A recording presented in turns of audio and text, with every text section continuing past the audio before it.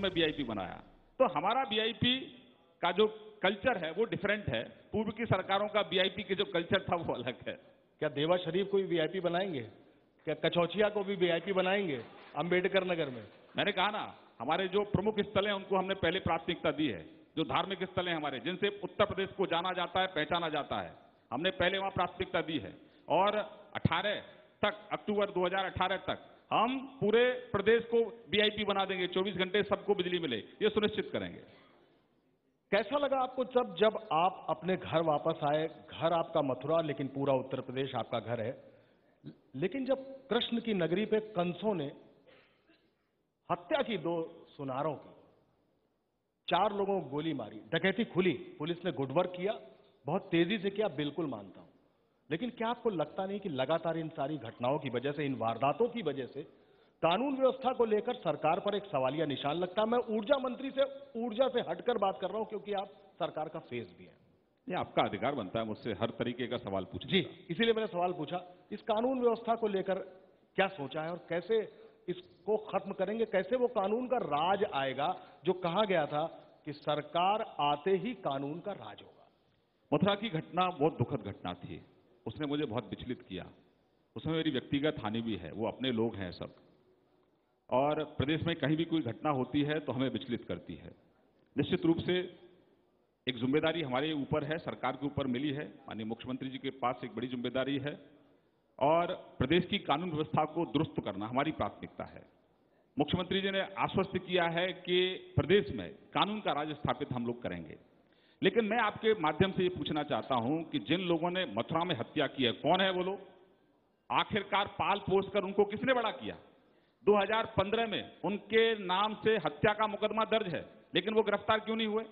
उन पर इनाम तक घोषित है, गिरफ्तार क्यों नहीं हुए?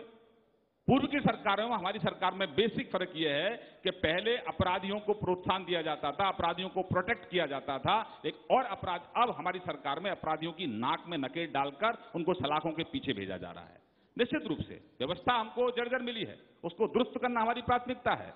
अब कोई राजनीतिक शेल्टर अपराधियों को नहीं मिलने वाला है। सर, एक सवाल मन में कौन रहा है कि 15 जून तक गड्ढा मुक्त शहर, सड़कें हो जाएंगी, 15 जून तक बिजली की व्यवस्था आप जैसा बता रहे हैं। एक बार चाहूंगा आप वो भी डेट बता दीजिए। मैं मान सकता हूं घटनाएं वारदातें होंगी, बहुत बड़ा स्टेट है। ये कब लगेगा कि उत्तर प्रदेश में पुलिस का, कानून का इकबाल है? ये किस दिन लगेगा, उसकी भी एक डेट जरूर जानना चाहूंगा। आप बहुत अनुभवी पत्रकार हैं, लंबे समय से सरकारों को आप देखते रहे हैं। मुझे एक हिंदुस्तान की किसी राज्य की सरकार बता दो जिसको पहले दिन से हिसाब किताब देना शुरू कर दिया, जिसको पहले दिन से हिसाब किताब पूछना कर दिया विरोधियों ने। अरे 6 महीने का समय तो पूर्व की सरकारों को मिलता रहा है, और हनीमून पीरियड उसको कहा जाता था। मतलब ऐसी सन्यासी की सरकार को पचा नहीं पा रहे, पहले दिन से ही सरकार को कटघरे में खड़ा कर रहे हैं। हम हैं, हमको जनता ने भरोसे के साथ, विश्वास के साथ हमको मैंडेट दिया है। 2014 में लोगों ने मोदी जी पर भरोसा, विश्वास व्यक्त किया था। 2017 में 325 सीट देकर उस भरोसे पर मोहर लगाई है। हमारा नैतिक दायित्व बनता है कि उत्तर प्रदेश में कानून का राज हम स्थापित करेंगे, लेकिन समय चाहिए। 6 महीने तो कम से कम व्यवस्था को सुधारने में लग जाएंगे। 1 साल के अंदर अंदर आपको अमूल चूल परिवर्तन उत्तर प्रदेश में देखने को मिलेगा, और उत्तर प्रदेश में कानून का राज स्थापित करना हमारे मुख्यमंत्री की प्राथमिकता। और हमारे मुख्यमंत्री सन्यासी हैं, योगी हैं। 24 घंटे सिर्फ और सिर्फ ये सोचना कि प्रदेश के लोगों का भला कैसे कर सके, यहां से अपराध को कैसे समाप्त करें, गरीब के घर में बल्ब कैसे जले, उसके बच्चे को अच्छी शिक्षा कैसे मिले, उसके परिवार को अच्छी चिकित्सा कैसे मिले, उसके गांव में सड़क कैसे पहुंचे, उसके घर में बुनियादी सुविधाएं कैसे पहुंचे, उसके जीवन में कैसे बदलाव आए। चलिए, मैं इसको हनीमून पीरियड नहीं कहता हूं, मैं आपको एक वार्म अप पीरियड है, आपने जो समय मांगा मिलना चाहिए। जनता यहां बैठी है, इसी के लिए ये हनीमून पीरियड भी है, इसी के लिए वार्म अप पीरियड है। मैं चाहता हूं कि कुछ लोग अगर सवाल पूछना चाहें श्रीकांत शर्मा जी से, वो सवाल पूछ सकते हैं। ये तो तय आप करिए। शर्मा जी नमस्कार। नमस्कार सर। मैं यहीं लखनऊ में प्रिंसिपल हूं एक कॉलेज में, और माध्यमिक शिक्षक संघ का प्रदेश का मंत्री प्रवक्ता हूं। मैं केवल एक प्रश्न आपसे करना चाहता हूं और जानना चाहता हूं कि उत्तर प्रदेश का विकास बिना शिक्षा के विकास में और बिना शिक्षकों के विकास के संभव है? बिल्कुल नहीं है।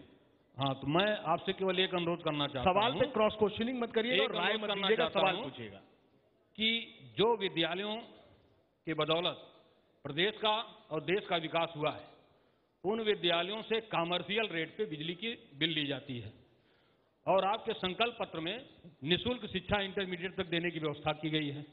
जब छात्र से फीस नहीं ली जा सकती, जबकि शिक्षा अधिकार अधिनियम में 1 से 8 तक फीस नहीं ली जाती है, केवल 9 से 12 तक ली जाती है, वो भी 10 रुपए फीस है, साल का 24 रुपए है एक छात्र से। इतनी लंबी कमर्शियल रेट की बिल जो है बिजली की, वह विद्यालय कैसे पेड कर पाएगा और उन विद्यालयों में बिजली की व्यवस्था कैसे कर सकती है संस्था? इसके लिए क्या आपके पास कोई छोटा सा सवाल पूछिए प्लीज। 2 सवाल है आपके जी, मेरे संज्ञान में आए 2 सवाल आपके बारे में क्या कोई ऐसी कार्य योजना सरकार की है कि इन विद्यालयों के साथ जैसे किसानों उद्योगपतियों के लिए सब्सिडी दी जाती है, क्या इन विद्यालयों को भी सब्सिडी मिल सकती है? 2 सवाल आपके हैं। जब मैं मथुरा से 12वीं पास करके दिल्ली यूनिवर्सिटी में एडमिशन लेने गया तो हमको सम्मान से देखा जाता था कि मथुरा यानी कि उत्तर प्रदेश की शिक्षा व्यवस्था इतनी अच्छी थी, सुदृढ़ थी। बिहार और उत्तर प्रदेश कहीं ना कहीं शिक्षा में अव्वल रहे थे, तो एक सम्मान के साथ देखा जाता था। लेकिन आज क्या स्थिति है? आज हमारा कोई नौजवान अगर 12वीं पास करके डीयू में एडमिशन लेने जाता है तो उसको हे दृष्टि से देखा जाता है कि नकल पास करके आया है। तो अमूलचूल परिवर्तन की आवश्यकता है। अभी हमने बेसिक प्राइमरी जो हमारे स्कूल है उनको चिन्हित कर रहे हैं। सबसे पहले वहां पर बुनियादी आवश्यकताएं पहुंचाना, वहां पर बिजली पहुंचाना हमारी प्राथमिकता है। बिजली ही नहीं, अन्य जो सुविधाएं, मीठा पानी वहां मिले, वहां पर सफाई ठीक से हो तरीके से, वहां पर बच्चों का जो यूनिफॉर्म है उसको भी हम लोग बदल रहे हैं, समय पर शिक्षक वहां उसको भी हम लोग आश्वस्त कर रहे हैं। और जहां तक आपने बिजली की बात कही है उस पर भी हम लोग चर्चा कर रहे हैं कि कैसे कैसे शिक्षा संस्थानों को हम सस्ती दर पर बिजली दे सकें। उसके लिए भी हमारा एक रोड मैप तैयार हो रहा है। तो शिक्षा में अमूलचूल परिवर्तन लाना हमारी प्राथमिकता है।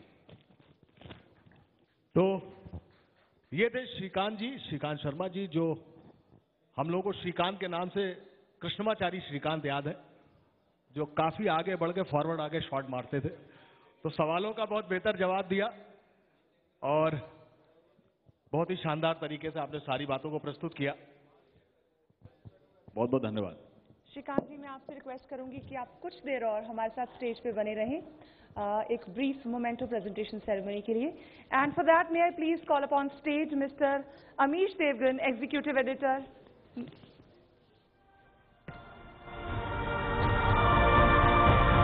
और मेरा please request mister Bhupendra Chaubey, executive editor CNN News 18 to come up on